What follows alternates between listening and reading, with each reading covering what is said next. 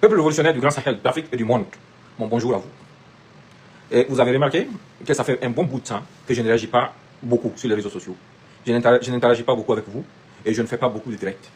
Bon, ce n'est pas parce que l'envie me manque. Non, l'envie ne me manque pas de faire des directs. J'ai envie de faire des directs quotidiennement, comme d'habitude. Mais ça fait 2 mois que je suis dans des déplacements très sensibles pour le bien-être de l'ensemble des populations du Sahel. Et comme je vous l'ai dit, de par le passé, ce n'est pas tout qu'on dit sur les réseaux sociaux. Parce que si sur les réseaux sociaux nous avons nos amis, il ne faut pas oublier aussi que nous avons nos ennemis. Il y a des gens qui cherchent à savoir, qui cherchent à comprendre tout ce qui est en train d'être planifié, tout ce qui est en train d'être fait. Et nous sommes dans une logique de lutte simple. Nous sommes dans une lutte, dans une guerre à nous imposer. Et personne ne va mener cette guerre à notre place, à part nous-mêmes. Personne ne va avoir pitié de nous. Nous avons eu la preuve durant toutes ces années. Partagez au maximum, parce qu'aujourd'hui, ce direct, il est très important. Je vais évoquer des sujets qui intéressent tout le monde. Partagez pour que le maximum de personnes puissent être là. Je vais évoquer l'affaire le Burkina, je vais évoquer la Côte d'Ivoire, je vais évoquer l'affaire Lino Faso. Je vais vous donner des détails incroyables. Partagez au maximum. Mais on va commencer toujours par le Burkina. Comme je l'ai dit, si nous ne réagissons pas actuellement, c'est parce que nous sommes dans une lutte que nous sommes en train de mener pour aider, à notre façon, à améliorer la situation sécuritaire de notre patrie. Les gens m'ont interpellé même pour que j'intervienne sur des polémiques. Et moi, je n'interviens pas sur des polémiques. Parce que celui qui a une formation patriotique suffisante, conséquente, sait que nous sommes dans une guerre. Et dans la guerre, quel que soit ce qu'il y a entre alliés, on ne se dénigre jamais. Non. Quand tu soutiens la dynamique, tu la soutiens. Même le gouvernement peut commettre des erreurs. Mais nous qui soutenons la dynamique là, si le gouvernement n'a pas trahi la cause populaire, si le gouvernement a juste commis une erreur là, ce n'est pas publiquement que nous allons venir le dénoncer. Non, on ne va jamais faire ça. Nous avons nos frères et sœurs qui sont au front jour et nuit, qui donnent leur poitrine pour que nous puissions continuer de survivre. Nous avons des gens qui ont laissé leur famille derrière, qui ont tout laissé derrière, qui sont partis, même pas dans l'espoir de revenir, mais qui sont partis pour, étant préparés à sacrifier même leur vie pour que notre pays puisse continuer de survivre. Ça doit nous dire quelque chose. Et c'est ça notre priorité absolue. Comment aider ces gens? Comment aider à gagner cette guerre? Parce qu'il faut qu'on vous fasse un petit rappel. Partagez au maximum s'il vous plaît. Ça va beaucoup aider. N'hésitez pas. Le partage ne va rien vous coûter et ça va aider beaucoup de gens à être présents. Aujourd'hui, les terroristes ont adopté le même narratif que les enfants perdus de la République pour dire que dans nos États, au Niger, au Mali, au Burkina, il n'y a pas de démocratie. Que ce sont des gens qui sont là et les terroristes font même des communiqués insolents pour appeler les populations à se soulever contre les militaires au pouvoir.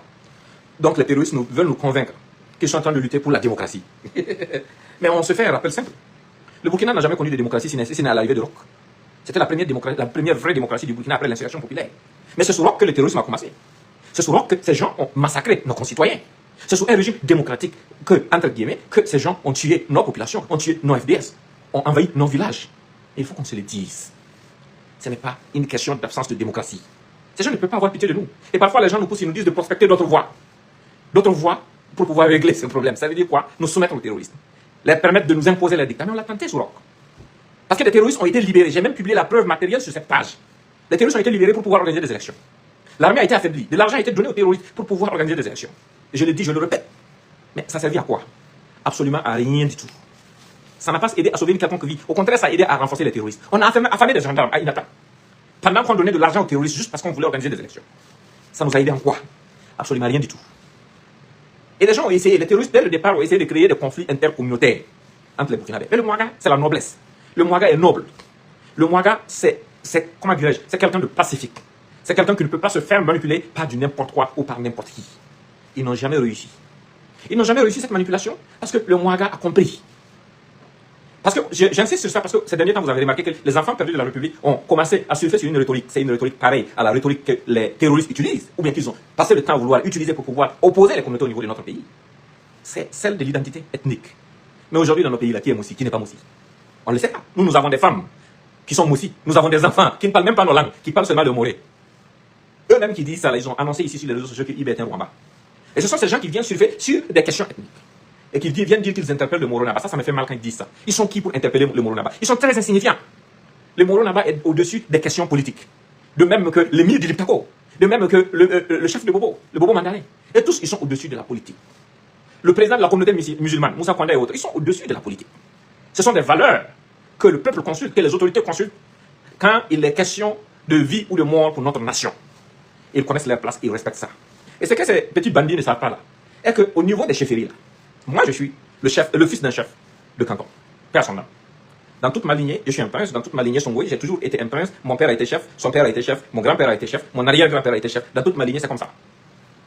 Mais au Burkina Faso, les choses sont tellement organisées, les communautés s'entendent tellement bien. C'est pour ça que la propagande des terroristes, quand ils font des vidéos un peu de haut, ça n'arrive pas à marcher là. C'est pour ça. Parce qu'il y a même une association des chefs coutumiers du Burkina. Entre le Moro Naba, le Midi Liptako, le Bobo Mandalay, le chef de Fada, et le chef de Djibo, le chef de Seba, et beaucoup d'autres chefs du Burkina Faso. Ils ont une association entre eux. Pas aujourd'hui, hein, depuis très longtemps. Parce que les gens ont compris que on ne peut pas nous exploiter hier, ceux qui nous ont esclavagés hier. qui nous ont humiliés, qui nous ont diminués, ne peut pas venir surfer sur des questions ethniques pour aujourd'hui essayer de nous opposer. Parce que quand tu vas dans un pays où il y a le racisme, on ne demande pas c'est quoi ton ethnie. Tu subis le racisme sur la base de la couleur de ta peau. Donc déjà, nous dépassons le cadre de l'ethnie. Et aujourd'hui, le cas du Burkina est venu donner un exemple concret aux gens. Partagez au maximum, parce qu'aujourd'hui, là, on va tout dire. Le cas du Burkina, grâce à l'aura de notre président, notre bien-aimé, le capitaine, le camarade président Ibrahim Traoré, le monde entier s'intéresse à ce qui se passe chez nous. Nos frères et sœurs de la diaspora, les Afro-Américains, les descendants d'esclaves vendus, ou bien disons exportés de force, déportés de